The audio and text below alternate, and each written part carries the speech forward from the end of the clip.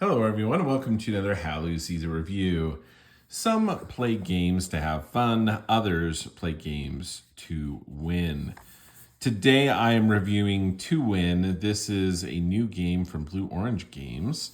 Fantastic travel size game here. It is for 2 to 6 players and it is for ages 7 and up, designed by Florian Racky. So with this, we'll go ahead and take a look at the box first.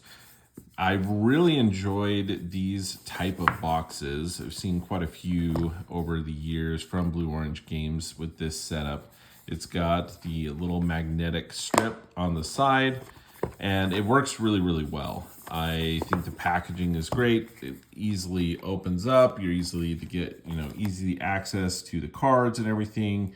You can get the cards and everything in and out very easily. They have little cutouts here. So as far as the game components, the box, and how everything fits in there, really pleased with that. The instructions and everything fit in here really well. The graphic design of the box and into the artwork on the cards and everything is really great as well. Taking a look at the instructions. The game is very easy to understand, and the only problem that I've had initially getting into the game is, and probably because I played it wrong the first time, and so I just keep wanting to do that, is to actually forget to pass a card. The gameplay is very simple. We'll get into that here in a minute, but the rules do a great job. It breaks it down. The components here is really just comprised of 108 of these. They're kind of long, thin cards, and we'll take a closer look at those. But then you also have this reference card, which is fantastic. We'll walk through that here in a moment as well. But the rules do a great job in explaining the game. And there's different ways that end that give some examples and pictures. So they do a great job with the rule set here. I like that this game travels really well. The cards and everything, it's not going to take up a lot of table space either. So it's one that can travel well, play in very small spaces. So it's got a lot of things going for it there. As far as the cards go, there's 3 different colors, and you'll notice that some of the numbers are yellow. That correspond with cards that have star icons on them. You'll see these little star icons near the top. And if the card has a star icon, the number is yellow. And so the graphic design and everything is just really well done here. The numbers are nice and large. They are written on the card multiple times, which is helpful. You're going to be overlapping these cards, and so it's helpful to have these on the bottom where you see the color as well as the numbers on the bottom there. So I think they just did a great job with the graphic design and layout and the functionality of these cards and everything. So really well done. There's just 3 colors. You have the red, green, and blue, and the numbers range from 1 to 9. And we'll talk about the gameplay here in a second. The actual card quality is really well done, as I really enjoy it.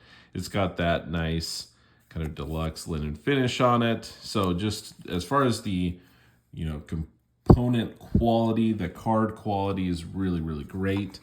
Not only that, but this big reference card, which is basically all you need to remember the game. Now, the only thing that I wish this reference card had is at the top, this all just shifted down or a little bit or something where it's first pass a card to the left and then it has the evaluation. I wish there was just that reminder here on the card itself. Not a big deal, but the reference card itself is great. It's nice and large.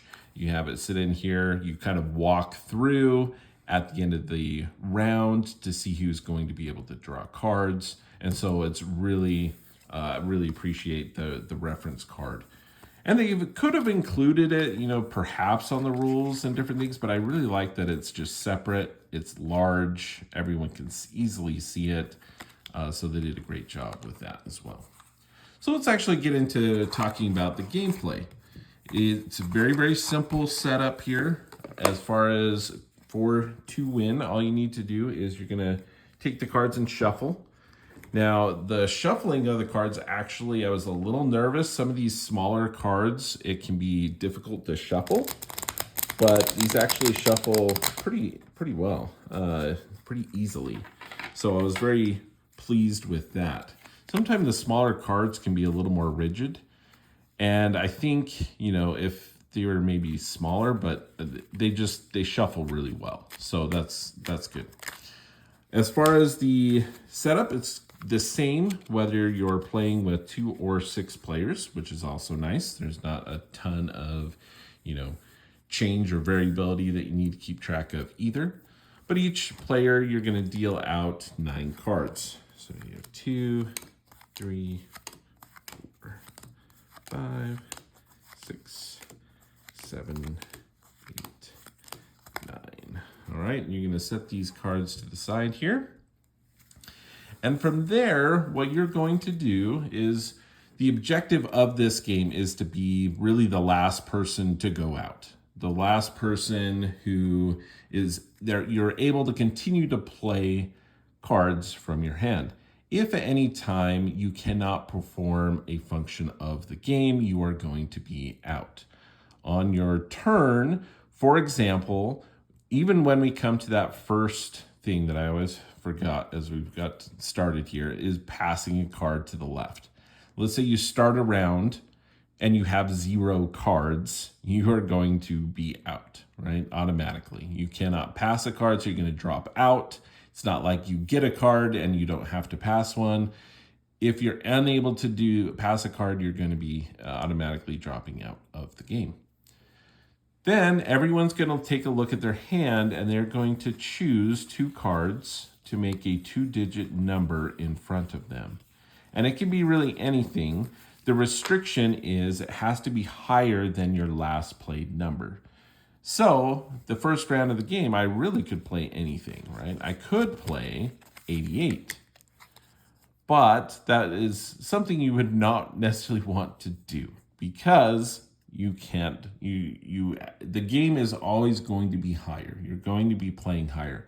There's nothing within the game that is going to like switch directions and now you have to play lower or anything like that. It is always going to increase. So if you start out with a very high number, again, the cards range from 1 to 9, so the largest number we can go is 99. And the lowest number that we can go is 11. So with that in mind, you're going to want to probably start something fairly low. I don't have any 1s here, so we're going to be starting with a 2. And we'll just go ahead and, for example as well, not a bad start actually, we're sticking with 22. So once everyone has chosen secretly their 2 cards to make up their 2-digit number, they're going to reveal their cards. And let me take a quick look at the other person, and let's say they are going to do this. All right. So once everyone's chosen their cards, they're going to flip them over at the same time. And then you're going to a few things are going to happen. So again, number 1, if you were not able later in the game, let's say I had played 88, but I can't play anything higher than 88, right? If I had played 88 with these remaining in my hand, the highest number I could play is 86. So I could not go higher than that. I would drop out of the game.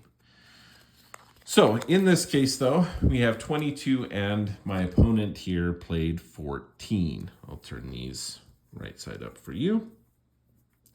So they played 14, I played 22. What you're going to do is you're simply going to go through these different items, and if you met these, you're going to draw a card into your hand, giving you more possibilities, hopefully higher cards, more options for future rounds. So first thing we check is who played the highest number. And if there's ever a tie with any of these, all the tied players get to draw a card. In this case, I had 22, they had 14, so I was higher, I get to draw a card. Then it goes on to the next one. Who has the most stars? I have a total of 3 stars versus their 1. I get to draw a card. Then we go to same digit. Same digit, I have 2 and 2. So if you play the same digit, it's a duplicate here, 22, 33, 44, and so on, you get to draw a card. So the first 2 here are based on basically comparisons to the other players. The last 2 are basically looking at your own cards. Did you play the same digit, or were you able to play 3 colors in the same column?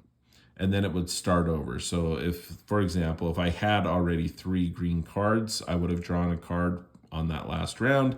If I played another green card into that column, that does not give me a bonus. It just restarts that column with green, and I would need to play 2 more. So at this point, early on in the round, right, no one's going to be getting this. But I was successful. I was able to draw 3 cards that round. My opponent was not able to draw any. All right. So then you would go to the next round. You don't draw any new cards. And again, even in my example, I did not pass a card. You would choose, at the beginning, you would choose to pass a card. Maybe I would choose to pass a low card, like a 2. Maybe my opponent would also, again, maybe not a low card, because low cards can be helpful. They are going to, maybe they have, here's their hand. Maybe they have certain colors. They don't have a ton of green. Maybe they'd play this 8. They'd swap. So they would get the 2 from me, which is great. Maybe I shouldn't have done that. And I would get the 8, right? I already have a bunch of 8s. But then you would go to the next round. And now at this point, after you passed a card, then you would look to create a new digit, right? So I'd look at my lower numbers here. I have a 3, I have some 4, so I could go a 34. See, I could jump to a 44, but I don't know that I want to do that yet. Playing 34 is not bad either. It's not a green, but it does continue here, and it has a bunch of stars. So I would go place that face down. You can overlap them here so that it reminds us what was the number below. And then my opponent would look and see with their cards, they do have a 1. It does need to be greater, so you would not be able to play, they would not be able to play 1, 4 again. So they could go 16 to keep things really low, but that really wouldn't give them more cards or more options yet, which is not terrible. They're going to have some 4s here in a moment. We do have a 2. But yeah, I think they would just choose to do that. So it's just a simple, hey, what do you have? And there's definitely a lot of, some luck involved for sure in what cards you have and what come up. But I will say it's interesting, right? So even with this round, again, highest number goes to me. The most stars goes to me. Same digit, nothing yet. 3 in a row, nothing yet. We go on to the next one, so I get 2 more. But what I will say is that playing cards to like match or to get cards that increase your number too much is not, I've played a few times now, and I have dropped out many a time with lots of cards still in my hand because I could not actually play a number higher than what I had previously played. So having that low number is really important, but it's this really interesting balance, right? And that's what I think makes To Win very interesting in the simple gameplay, is that is the kind of the strategic elements are in kind of opposition to one another, right? So at least with that highest number. And so if you play the highest number and you are the highest number each time, you're going to be drawing a card each time, but you are also closer to not being able to beat that higher number. Whereas if you stay low, you're not going to get that, but maybe you could get some other bonuses, right? In that if you keep your number low and you're able to get the most stars, or you're able to get the 3 in a row color bonus, or to play the same digit, then you could still be in this, right? Because this player here, they could continue, but then if they run out of cards where they can't actually beat their highest number, they're still going to be out first. There are some tie mechanisms here. So let's say in either in this version, if we both drop out at the same time, then the tiebreak goes to whoever has the most cards in their hand. So again, getting cards is definitely beneficial, as it is that initial tiebreak. If you are tied, say we both had, the same number in our hand as well, then whoever has the lowest number, last played lowest number, would win the game. If there's still a tie at that point, the players share the victory. And that's it. That is to win. And it's really fun. It's an interesting little game. That is the game, though. I think you could do like a house rule or something like that and come up with maybe some points if you want to play multiple rounds, where, hey, if you're the first player, or you